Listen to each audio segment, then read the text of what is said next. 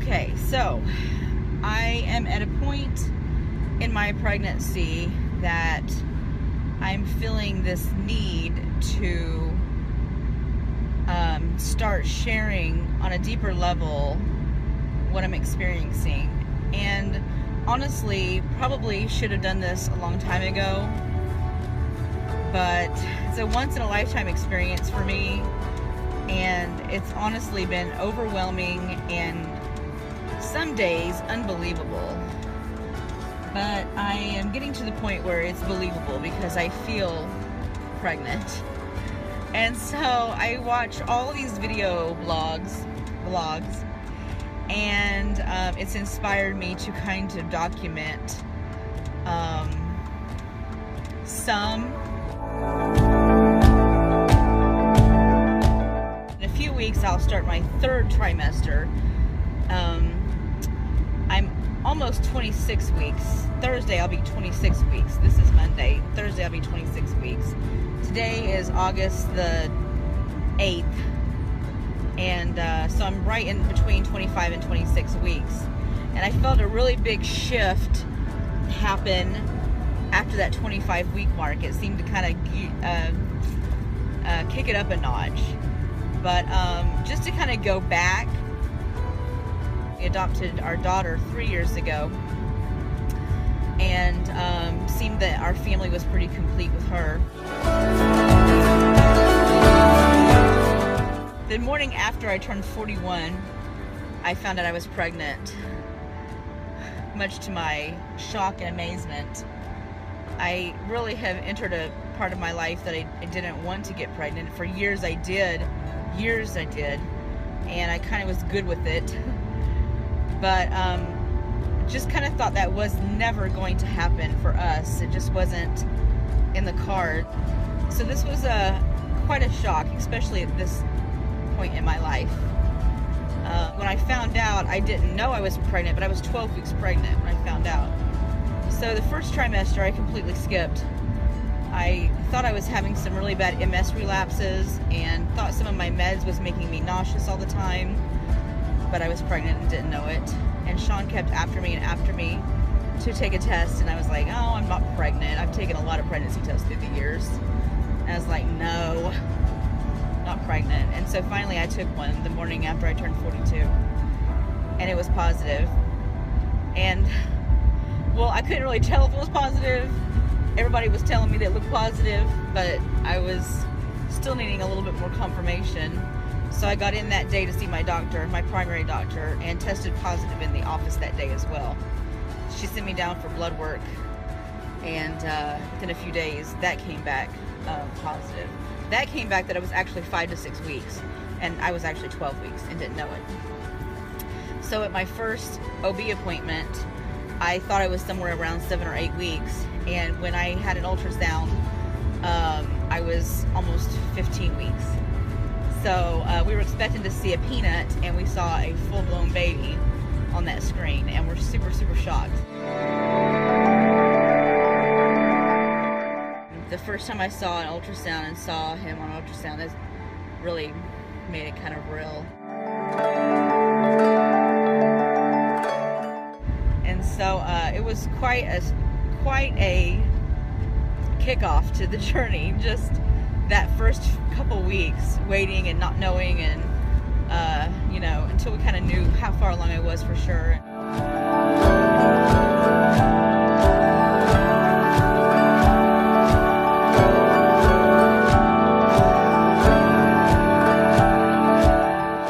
I'm getting close. The next couple weeks, 2.5 weeks, I'll be at 28. I think that starts my third trimester. So now I've kind of went through the second trimester, and that's the first trimester. I just mainly had, unknowingly, was nauseous and very, very fatigued. I thought I had a really bad MS relapse in April, but I don't know that it was. It's rare that you ever have an MS relapse when you're pregnant. So I don't know if it was that or just really horrible fatigue and nausea. Second trimester was where I kind of started being pregnant, and I no longer was battling the nausea, feeling. Actually didn't really, I had a couple times where I would have a few days of really having to take a nap and being tired, but for the most part I have felt really good these last 2 or 3 months. In fact, I don't have that MS fatigue hanging over me, so I actually feel better. I did have about 4 or 5 weeks of debilitating headaches, especially at night. Still don't know if there was some TMJ or some teeth aggravating that, or sinuses, but nonetheless, after about 5 weeks, they let up. Thank you, Lord, because they were awful. Awful, awful, awful. I can deal with a lot of things and a lot of pain, but headaches is something that's really bad to deal with. And so I haven't had those for quite a while now. And honestly have felt really good. I haven't gained any weight in my second trimester. I had gained about 10 pounds in that first trimester and wasn't really sure why. And now I'm thinking back, I'm thinking it was partially due to my nauseated state and my inability to eat healthy food. Not that I eat healthy food now, but I ate a lot of sweets and breading and a lot of Sprite because my stomach was always soured feeling. So that must have been partially why I gained some weight. But since then I've not gained. In fact, I've lost a couple pounds just recently in the second trimester. Assuming I will gain considerably more in my third trimester, but so far I've got maybe a 10-pound total gain for the whole pregnancy at 26 weeks, which is not bad. I was scared that I would gain a bunch of weight. Already being big, I was scared I would gain a bunch of weight, and so I really haven't.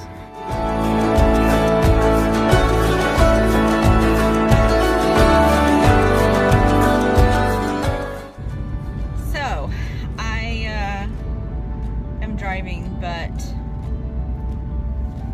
I'm hands-free, so no risk.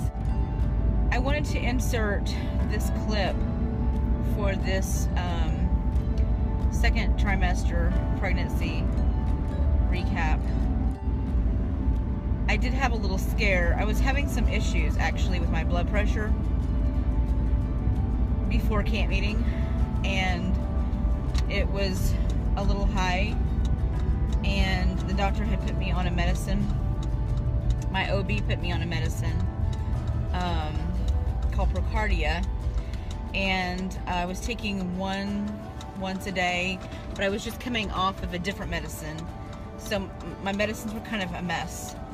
And we went to camp meeting second week of June. I would have been about 15 or 16 weeks, I think, and my blood pressure was going up and down. It wasn't really leveled out real well. And on Wednesday night during camp meeting, I just didn't feel good all night. I felt bad during service. And we have a nurse at the campground that had been taking my blood pressure for me a couple of times. And before we left that night, my feet were like blowfish. They were so swollen, and I did not feel good. And so I asked her to check my blood pressure before we left to go back to Wes and Susie's, which is who we were staying with during camp meeting. And she checked it twice, and it was 185 over like 110, I think, which really alarmed me. I knew that was high. So I called my doctor's office, and of course there's an on-call doctor, and so the answering service called me back and said that the on-call doctor said to go directly to the hospital. So the nearest hospital was about 25 minutes away. So we just headed down there. I mean, it already is like 11 o'clock at night, 10 or 11 o'clock at night. So we headed towards the hospital. I was really nervous. I was really concerned for the baby. I was really scared. And we went into the ER, and they checked my blood pressure, but it was not an ER that had any kind of labor and delivery facility at all. So I was there for a couple of hours, maybe an hour or so, and gave me headache. But they weren't set up for labor and delivery at that hospital. I believe it was, what hospital was it? Providence, maybe? Out of Ann Arbor, but this was in like a bit closer to us. But anyway, you know, we're out of town, so I can't go to my hospital or doctor. And they, you know, took my blood pressure a few times, but there really wasn't anything they could do as far as other than address the blood pressure issue. And they really didn't want to address the blood pressure issue without addressing the pregnancy issue. So they wanted me to go, it was another 20 or 25 minutes on to Ann Arbor, because that hospital has a labor and delivery triage. So we drove ourselves and went ahead and went on to Ann Arbor that night and checked into labor and delivery triage, and they put a monitor on me, and a blood pressure cup to check my blood pressure probably every 10 minutes. It went off. They came in and listened with a Doppler. Then they also did an ultrasound. So that was actually the first time that Chelsea got to see the baby, because she wasn't with us for the first ultrasound, for the first doctor's appointment, because she was still in school. And so that was the first time she got to see the baby. It was at like 2 o'clock in the morning at labor and delivery triage. And so she was excited to get to see the baby. And everything was fine. The baby was fine.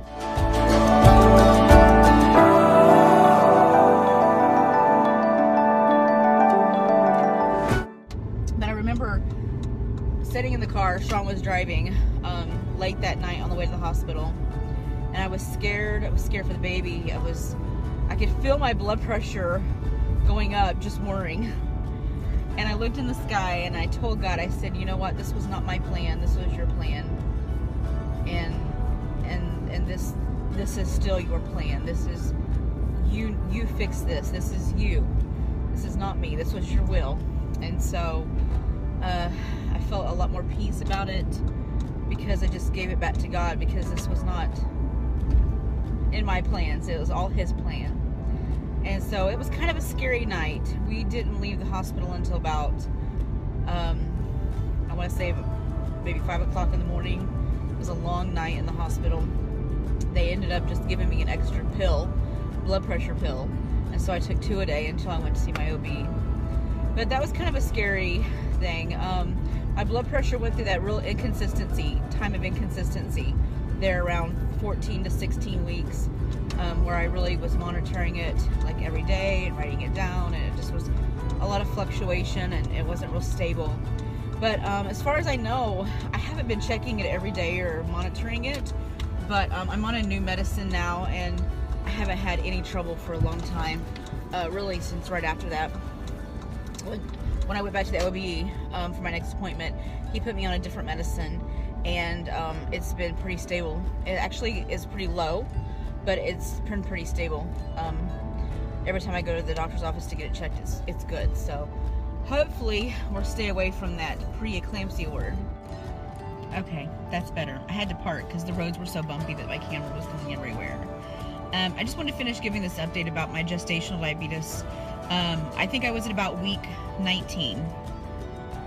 I should have been doing this all along, but I think it was about week 19 that I had my blood test. My mother-in-law came up to see her first ultrasound, and so we had a blood test and ultrasound that day.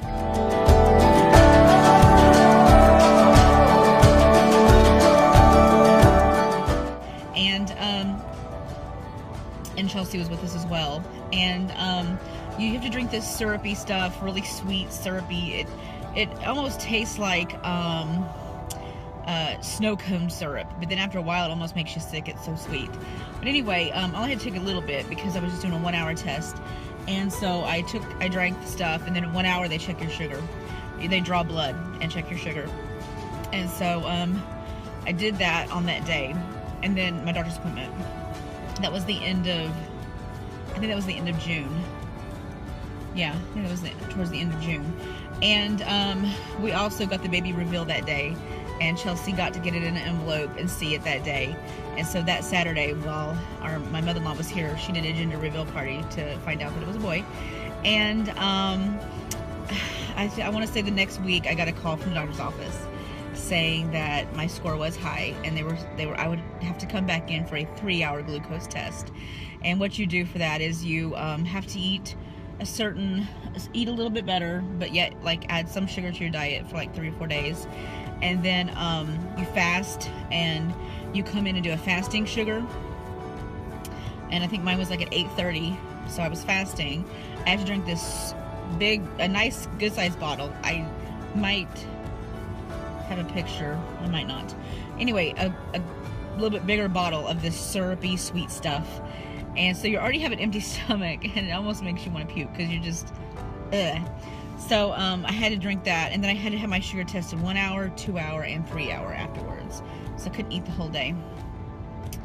And what it is if 2 of those 4 numbers come back high, then you're labeled gestational diabetes. And so I was kind of aggravated because my first number was only like 2 above the fasting that they wanted, 2 or 3 points.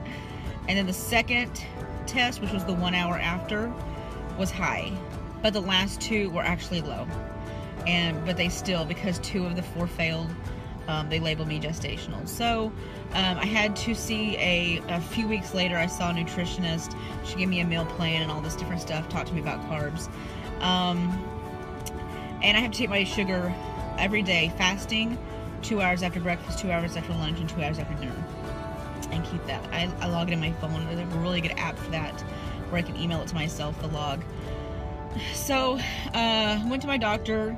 He looked at my numbers after a couple weeks and wasn't real happy with them.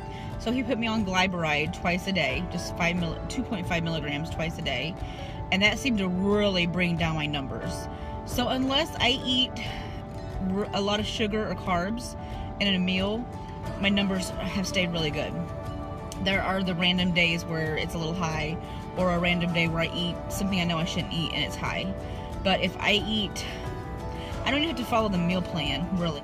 As I was saying, as long as I eat sensibly and don't eat a bunch of sugar or carbs, my numbers have been staying pretty good.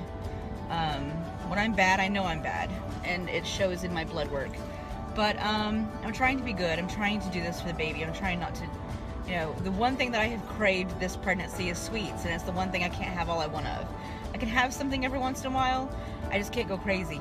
I can't, and I want to, but I can't.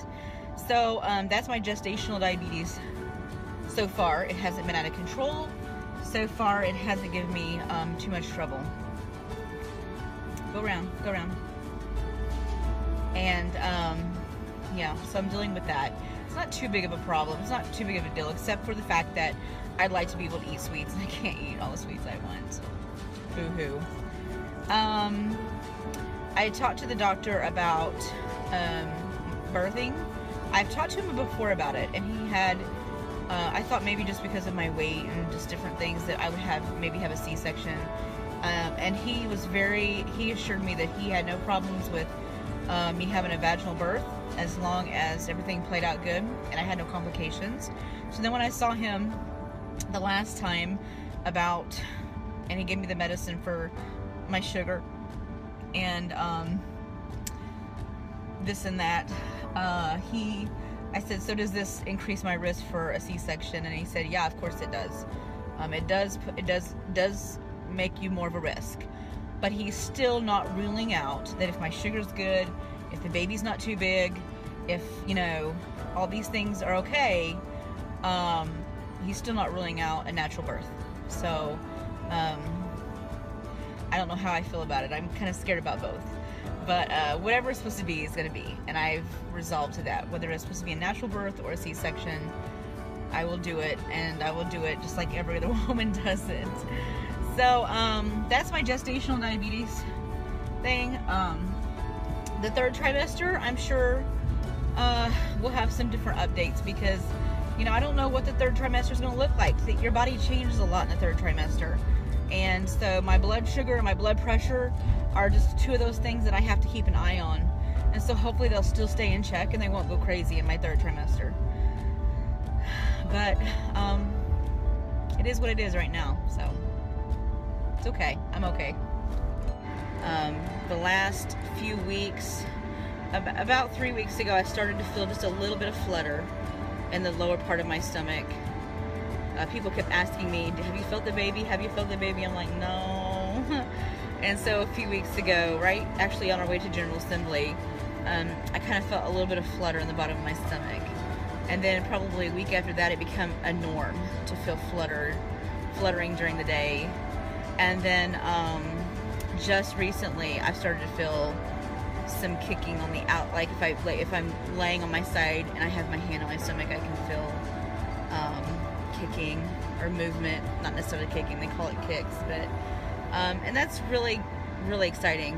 I think I probably have enjoyed that more than anything, is feeling him inside of me, and even just going about your day and feeling movement.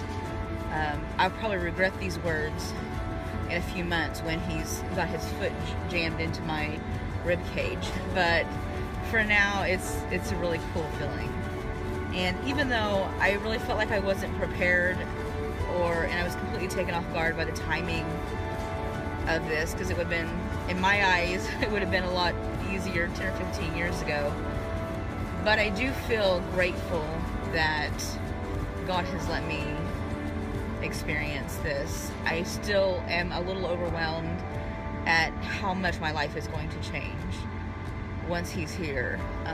There's no settling down. I've got a child to raise from birth. This is God's plan, not my plan, so I'm just trying to fully trust him in it.